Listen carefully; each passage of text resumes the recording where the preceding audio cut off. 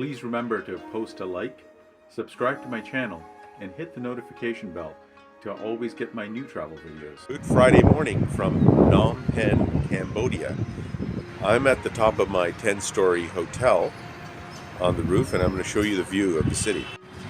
This is the city of Phnom Penh. It's about 2.3 times the size of Vientiane. The population of Phnom Penh is 2.3 million people. The population of Cambodia is 17 million people. The official currency of Cambodia is the riel, but US dollars are widely accepted. It is a city. The people are not as, polite. They're more city-like. Still, the city is fairly clean.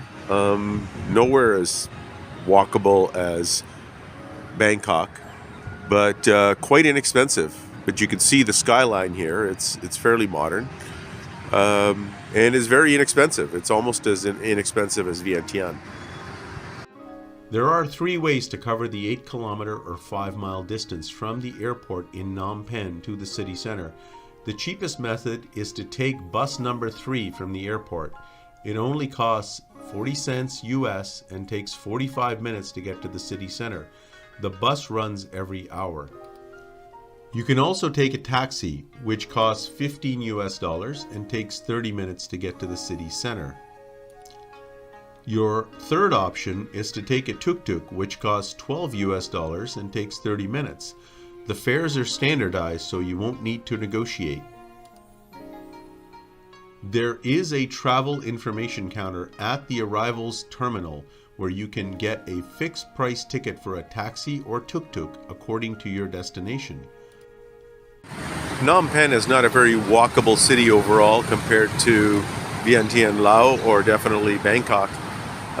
Sidewalks are poorly maintained and it's quite congested. However, this boulevard here is extremely well maintained, and it's their major boulevard, and that's their Victory Monument that I showed you from on top of my hotel. There's the back of the Victory Monument, the other side of it. It is a beautiful structure. The Independence Monument celebrates Cambodia's independence from France in 1953. Today it's used for national celebrations. One thing you'll note is that in Southeast Asia, traffic laws are only a suggestion. So don't expect the cars to slow down or stop when you've got a green light and a pedestrian walk. And there's very few pedestrian crossings for that reason. So pedestrians pretty much have to take their life into their hands. I had to walk across that circle twice to get to where I am now. This boulevard is a very beautiful boulevard with well-manicured gardens and flowers. And it stretches all the way down to the river over there, which is the Mekong River. Cambodia is a kingdom, so there is a king and queen that ruled the country. They were colonized in the late 1800s and gained their independence in 1954. I am not absolutely sure what happened to the monarchs during that time when they were colonized. However, this is their royal palace. Pretty spectacular. Not as big as the one in Bangkok, but still not too shabby. The Cambodian Royal Palace is open to the public except on holidays and ceremonial days. The cost to enter is 10 US dollars. You can pay extra to get a guided tour. Please remember that Cambodians consider this a sacred place, so please dress and behave respectfully while you're there. Your legs and shoulders must be covered, so if you're wearing shorts and a tank top, best you change before arriving. The compound contains the Royal Palace, Throne Hall, the Silver Pagoda, and various pavilions at the Royal Gardens. This Royal Palace is quite new. It was built in 1866. From the 11th to the 16th century, the palace was located in Angkor, where Angkor Wat is located.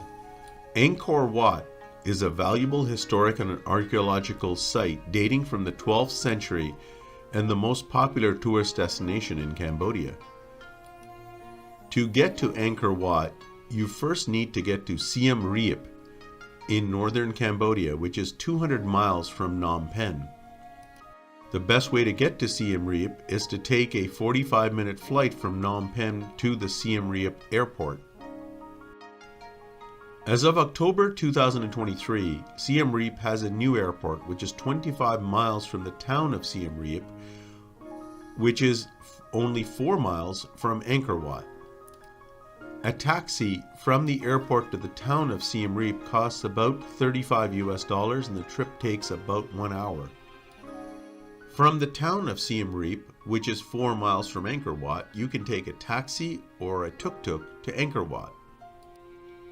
My suggestion is that you hire a tuk-tuk for the day from Siem Reap town. For about $25 for the whole day, you can ride to and from Angkor Wat and between the different temples, avoiding a lot of walking. Another advantage is you don't have to arrange return transportation back to Siem Reap, and from there, you can just get back to the airport. Angkor Wat is a famous temple complex built in the 12th century. It is the largest religious structure in the world, covering an area which is 4 times the size of Vatican City. Angkor Wat was originally constructed as a Hindu temple dedicated to the Lord Vishnu. It was gradually transformed into a Buddhist temple by the end of the 12th century. Admission is $37 US for 1 day, $62 US for 3-day pass, or $72 US for a 7-day pass. The days do not need to be consecutive, and you can buy your 1-day pass up to 5 days in advance. Strangely, be warned, you cannot buy passes for Angkor Wat at the entrance. You have to go to a special ticket office which is located miles from the park and miles from the center of Siem Reap. It's not even on a direct route from Siem Reap. My advice to you is to get the passes online. Angkor Wat is visited by 2.6 million tourists each year. That is more than the population of Cambodia's capital, Phnom Penh. There are 72 temples in the area. Most can be visited between 7:30 a.m. and 5:30 p.m. A few, such as Angkor Wat itself, are open at dawn at 5 a.m. The moat surrounding the temple is over 3 miles long. A fact about Angkor Wat, it is so iconic that Angkor Wat is featured on the Cambodian flag.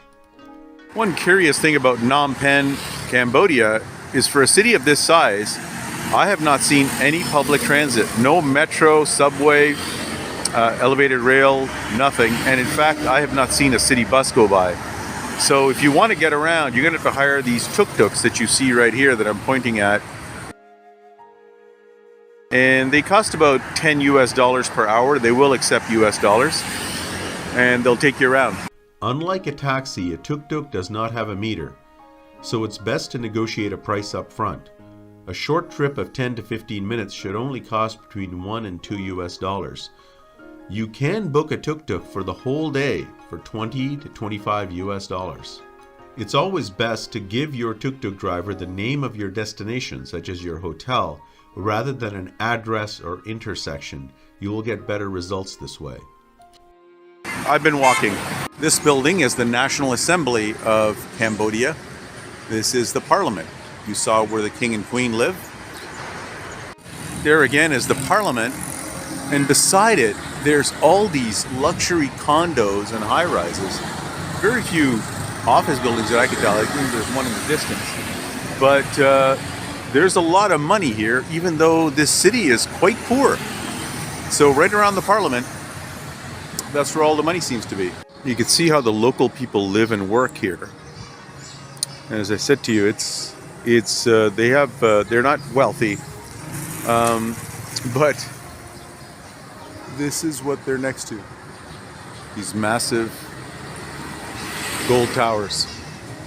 I'm inside the AEON, pronounced Aeon Mall. Aeon Mall is the largest, newest mall in all of Cambodia. We're going to check it out.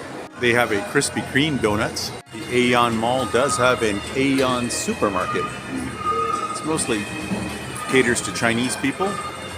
A Swenson's ice cream shop. An H&M store. They're selling MG brand cars. The MG brand was originally a British brand which specialized in sports and racing cars. It's now owned by SAIC Motors, a Chinese company out of Shanghai.